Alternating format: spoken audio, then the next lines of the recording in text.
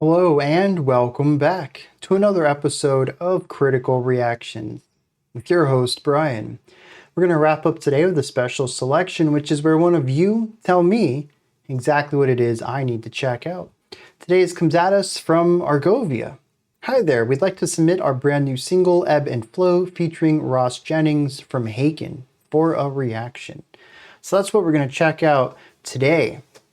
ARGOVIA is a band that I can't say I've heard of before. This is going to be an excellent chance to find out what kind of music they make, though it is cool that they have Ross from Haken doing secondary vocals, it looks like, on this one.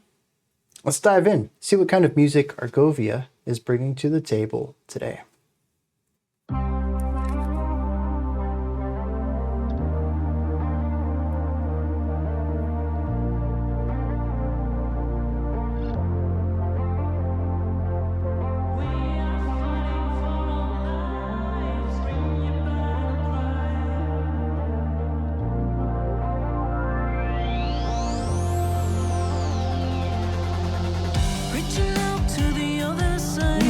An uplifting start that finds a way to bring it back down to earth for this verse.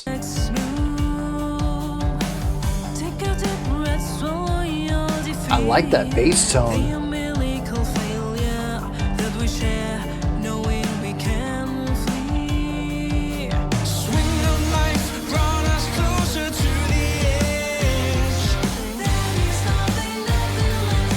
A very sharp 3/4. Ramping the energy up.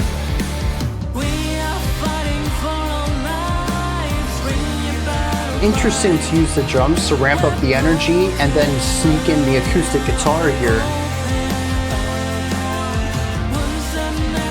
Kind of dips the energy down a bit.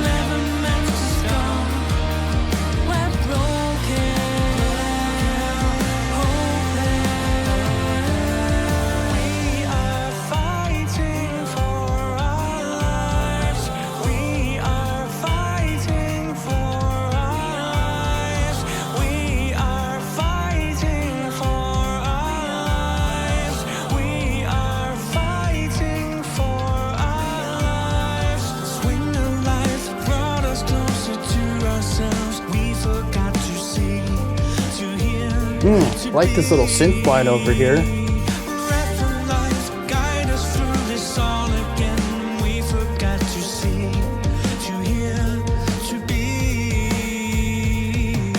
It's a nice chord being held out in the back of that last section too.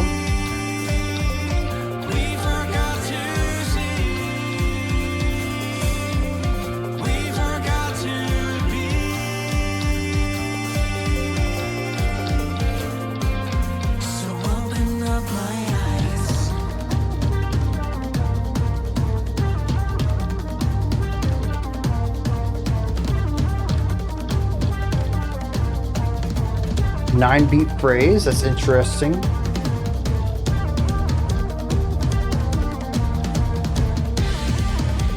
I like the tom heavy focus here, but there's also some auxiliary percussion as well, some sort of hand drums in there too.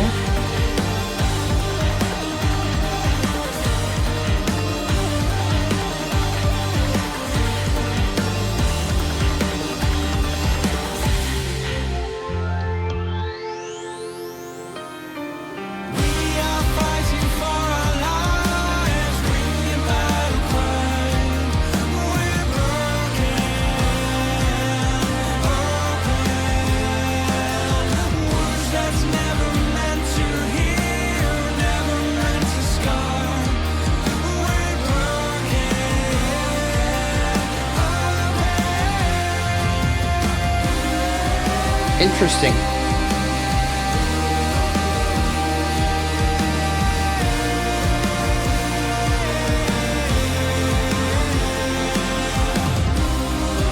Yeah, so 8877.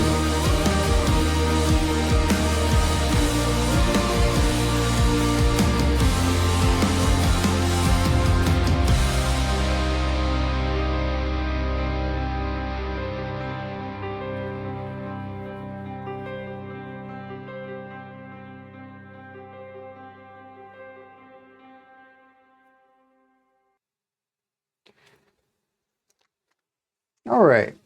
I'm a little of split mind here. Individually, I think a lot of these sections are particularly strong. They're doing a great job at, I think, what they're intended to accomplish. But I don't think that the entirety of the song works together for me. We'll touch on that later, though. I want to start with the praise, really focus on what works great here. Just to kick it off, I think the atmosphere on this is fantastic. Whether it is the uplifting part in our intro, which I believe became the foundation for the chorus, or if it was the more grounded, rooted exploration in the verse, or the exploratory component in the bridge.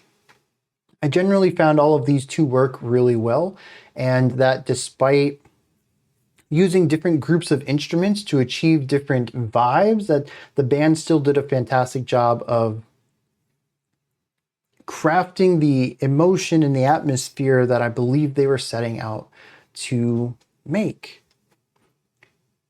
And I really appreciate that. There's a lot of diversity going on in here, and it requires different skill sets. I mean, the chorus as a whole is a bit lower energy. It's a bit moodier, but harmonically, we're looking at uplift. We're looking at rising power.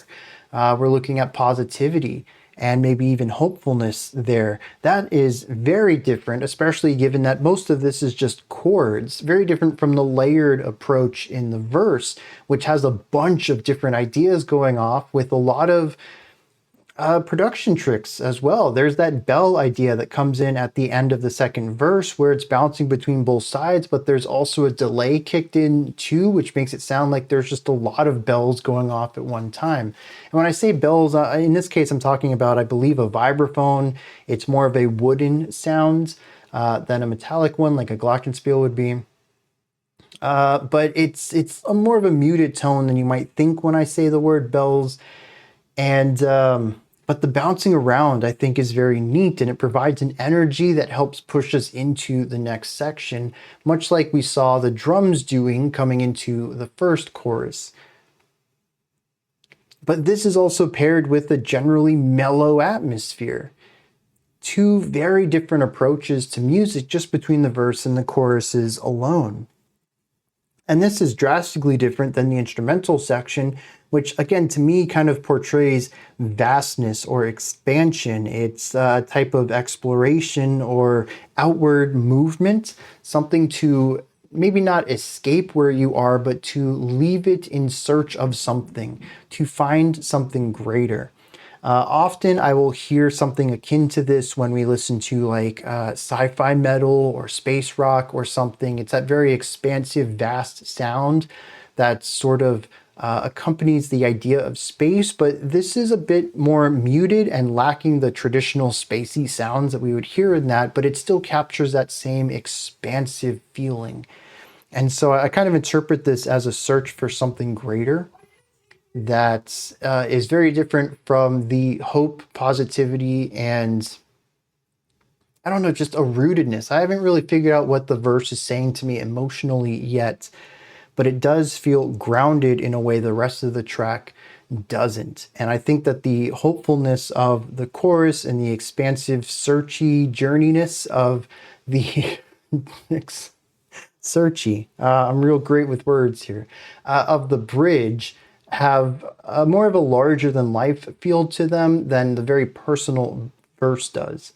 And despite all of these being different, with at least what sounds to my ears as different instrumentation, though maybe a lot of it is electronic sounds, in which case we're just working with a sequencer or an audio workstation or maybe a synthesizer or keyboard, it still has a plethora of different sounds and timbres and productions that are put on them to achieve the specific vibes they're going for. There's a lot of variety going on that requires a varied expertise in composition and harmonic exploration.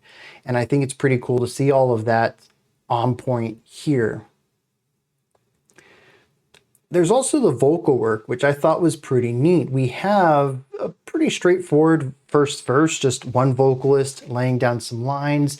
Then we get into the chorus and we hear a bit of both vocals here. And I like how they support each other, but also do their own things in occasion.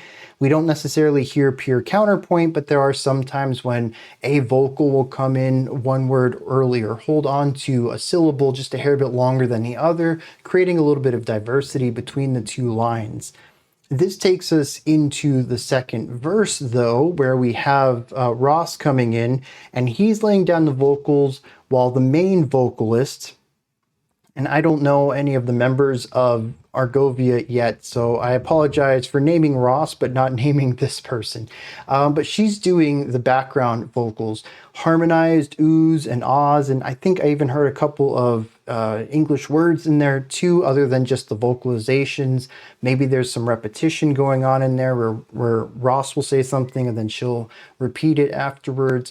Regardless, it is a nice bit of supporting vocal work, and I think this works really well because this verse tends to be more dynamic and layered than the first one did instrumentally, and we're also adding that layering work to the vocals. And this is something that I always talk about when you have two vocalists, especially if it's a featured vocalist who you don't typically get to write around. It's always best, I think, if the music supports it, to write more complex vocal parts. Now, part of this is just me being a vocal fanboy, wanting more complex dual vocal lines. But this is something that I think is a great way to expand the writing style and expand writing experience and expertise.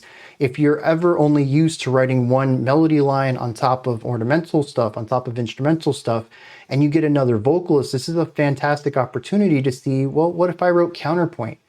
What if I wrote Haken? What if I wrote anything that would require two moving melodic portions to it? And usually when I see that there's a featured vocalist, they usually get a section. Maybe they'll get a verse, maybe they'll get a bridge, but it's just them doing what the main vocalist would have done anyways, which is sing a primary exclusive single melody in that section. And I really enjoy how, even though this was Ross's verse here, that the vocalist of ARGOVIA also participated in it, providing additional textures and layers to the melody line that they would not have been able to do otherwise without, backing track and recording secondary parts for their own lines. And I really appreciate that here. You don't always have a second vocalist to work with, but here you do some stuff you couldn't normally do in your writing. And I kind of hope that was their approach to this, because I think that's a great way to go about doing something like this. Both vocalists, Ross I've already talked about in previous Haken reactions, amazing vocalist. But this vocalist too, really well done work here. Not only is there really strong breath support and projection, but I think the most important part to music and singing in particular isn't necessarily the technique, as cool as that is, but it's also the authenticity of the vocals. And something about them feels very sincere to me. No shade thrown at Ross, but I feel like the main vocalist embodied the lyrics and presented them in a more connected way than Ross did. Ross felt like he was singing a part. These were the words, these were the notes, he nails them all perfectly, phenomenal performance, but it didn't feel like they were his words that he was connected to. And I think that's something that the main vocalist absolutely nails here, whether it is in the first verse or in the choruses. There's just a connection there that I believe what they're saying in a way that I didn't believe Ross saying those words. Not to say that he doesn't believe in them or that, he doesn't agree with them or whatever. I just didn't get that through the performance. And I really appreciate that in here. The last thing I want to touch on then is the structure of this, the ebb and flow of this, to go with the title of this song. None of this really feels like it fits well. The intro, I love how it is a form of the chorus. That's a very cool connection between the two. The intro bleeds into the opening verse rather well. I love the sort of floaty, atmospheric sound and then slamming it down into the verse to give us this more rooted sound, something a bit more grounded, maybe personal. And then we ramp up the energy. We have this drum part that is increasing the amount of snare accents we're getting over the course of these 16 bars or whatever. And then I'm expecting it to grow into something. We bring the energy up to like a 9 and then it dips down to a 7 for the chorus. Normally this buildup would be exactly what you want to do getting into a chorus, but it actually overshoots the chorus's energy and it feels like we dip into the chorus, which is generally not a great feeling. Now, this could be artistically sound. Maybe the lyrics will make sense of this, but I found it really interesting to build up all this hype and then, well, in a sense, musically be disappointed. However, as I mentioned, the chorus section is phenomenal on its own. It's just kind of strange coming in after that buildup. I do think that the buildup out of the second verse into the second chorus is a little better. We have the bells bouncing around to build energy rather than an increasing amount of intensity from a percussion instrument with increasing amounts of accents. So I think that worked a little better and was a smoothing, less jarring transition into the chorus. Though at this point, I also knew what to expect, and I could kind of see the path that they were going on too. Now, generally, I think that the movement from the chorus into the bridge was well done. I enjoyed the exploration of the bridge. I liked the sort of mix of electronic perspective and a little bit of rock perspective in there coming together to form this atmospheric portion. This was a very cool moment, and I love the expansiveness of it. It was just kind of rough coming back to, I believe, the chorus at the end of the track there. It just wasn't a smooth movement back into it. It's almost as if they were two very different parts, and instead of finding a way to bring any sort of melodic movement at the end of the bridge and sort of sneak it into becoming the chorus, we simply just stopped what we were doing and started something else. And that was a bit jarring for me for a song that, aside from energy control, was mostly doing a pretty good job of manipulating the flow of the track to move into sections rather well. I wasn't expecting a jarring shift there. And to be honest, it could have been more jarring, but it certainly wasn't smooth. But I found that from that moment to the end of the track, we saw some pretty cool things and was mostly a smooth ride, which I appreciated. I do want to bring up, I forgot about this, rhythmic stuff going on in here too. We have sections that are in 3, we have sections that are in 4, we have 4 sections that are made up of 3-3-2 to bring that 3 idea back into the 4 while sticking with 8-beat phrases. But we also had that section at the end that was 8-8-7-7, or to stick with our 4 numbers, 4-4-4-4, 4-3-4-3. That was interesting. It threw me off initially, and took me a second to kind of latch on to what they were doing. I think ultimately it works, and I'm curious if this idea of lurching forward, of missing a step and being thrust into the next idea prior to being ready, is something that they want to explore lyrically as well. The song is called Ebb and Flow, and here we have a little bit of flow disruption. So these could be themes that they're looking into exploring both lyrically and musically. But I did find that to be interesting with how, again, generally fluid most of this song is, to bring in this section that, unlike anything else, feels rhythmically jarring. And we did have the transitional jarring element coming into this moment as well. So they've already introduced the idea of jagged rhythmic devices, and they're just leaning into it further here. It feels less random and a bit more thematically intentional, but I don't have a read on what it would represent. So I think that's about all I wanted to say here. This is a band I think I'm going to keep an eye on. See if they have an album out, check that out. If not, keep an eye out for when they do drop an album, because I did quite enjoy this for something a little lower energy and moodier, and honestly just very well composed for the most part. Let me check out some lyrics for this, see what's going on there. I'll be honest, I'm not entirely sure of what the song is trying to say lyrically, but I have a gist and I hope I'm close to their intentions. There is a repeated stanza throughout here, except there's some subtle changes every time it comes back. The first time it says, "The swing of life brought us closer to the edge. There's nothing left to see, to hear, to be." The second time says, "The swing of life brought us closer to ourselves. We forgot to see, to hear, to be." The third time says, "Breath of life, guide us through all this again. We forgot to see, to hear, to be." It starts out as the swing of life, the back and forth of that, and how we forgot to see everything. We forgot to use our senses to fully understand. But here, the final one is a breath of life. It guides us through all of this. What once was the edge, we are now closer to ourselves, and we are going through this, again, from the periphery to the internal, of movement from the outside to within, gaining knowledge every time. The problem is that we forget to engage. I think this lines up with the core idea of this track, which is that we are fighting for our lives. That phrase shows up at least 10 times throughout this song and is even a core element of the chorus.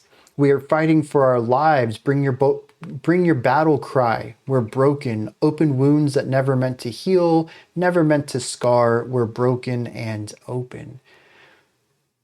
This idea that we are in pain. We are constantly at battle. We are constantly in combat. We are constantly pushed to the brink, put into fight or flight, forced to fight. No option for flight at all, and being completely stressed out about this. The wounds that we have are not physical wounds, but emotional and mental. And because of the continuance of being in this environment, they never get a chance to heal. They state, by design, these wounds were never meant to heal. Because of this constant fear of death, constantly fighting just to survive, just to live, we're taking on more and more emotional damage.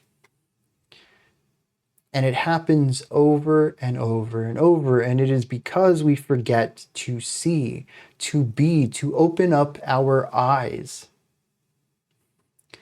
I think this hour is part of the self, but also it encompasses a larger group. And I think this is more pointed to humanity in general than any small group of people. Even a large group of people. I think that this is just all of humanity. We're looking at something that's a bit closer to the ideas of all throughout history, people have had to fight to survive. And despite the fact that we have thousands of years of human history to showcase, hey, we've always been at odds with each other, why don't we just not? We still continue to draw lines around everyone, to have an in-group and an out-group, to have those above and those below. We always have people fighting for their lives. And through all of this, it brings me back to the first stanza. This is what confuses me the most. It says, "Reaching out to the other side of you, the tragical figure, every time fearing the next move. Take a deep breath, swallow your defeat, the umbilical failure that we share knowing we can't flee." And I don't know who this other person is. Are they someone who also has to fight for for their lives, or are they an oppressor to all of us who have to fight for our lives? She calls them a tragical figure, but that they fear the next move, not knowing that they've already been defeated. But it says that we share all of this together. There is possibly an olive branch being extended here, but to whom, I don't know, and I'm not even sure if it really matters.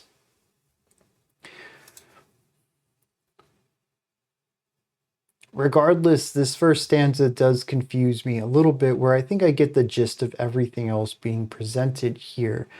How that fits within the musical elements, I'm not too sure. There is a hope for healing here, and I can see that hopefulness in the chorus, in the intro. Expansion, a search for something more, a search for something better, could align with the breath of life, that living in and of itself is one that has searching as a core component to it, but it could also be searching for a way to make it so that so many people don't need to fight just to survive. I'm not too sure about the verse then, something more grounded and rooted, where the lyrics here don't really focus on that at all. Almost everything here is spoken about metaphorically.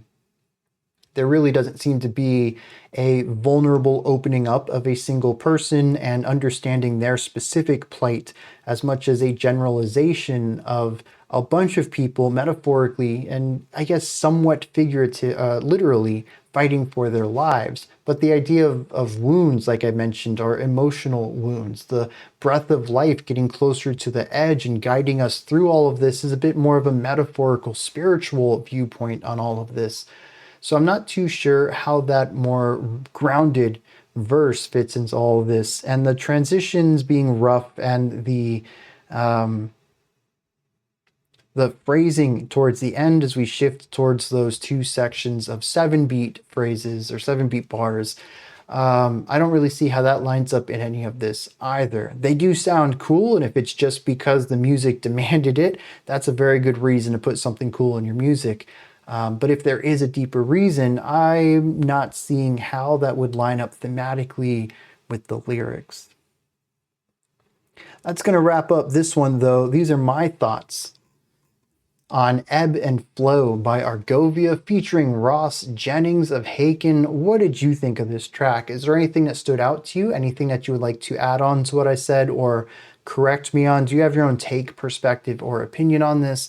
Let me know. Put all of that and anything else you'd like to add into the comments section below. Above that, in the description box, yeah, you can find my link tree, but I'm also going to have links for them as well. Their Bandcamp, their link in bio, social media, anything I can find. Above that, like, subscribe, and ring the bell. If you head on over to any of their sites or social media links, like, subscribe, star, thumbs up, heart, whatever it is, show them some love from the Critical Reactions community. That's going to wrap it up for today. I'll be back tomorrow, though, 5 p.m. Eastern Standard Time, 9 p.m. UTC as usual. Until next time, remember to be critical, not cynical, of the music you listen to, and have a fantastic morning, afternoon, or evening, whenever you choose to watch my videos.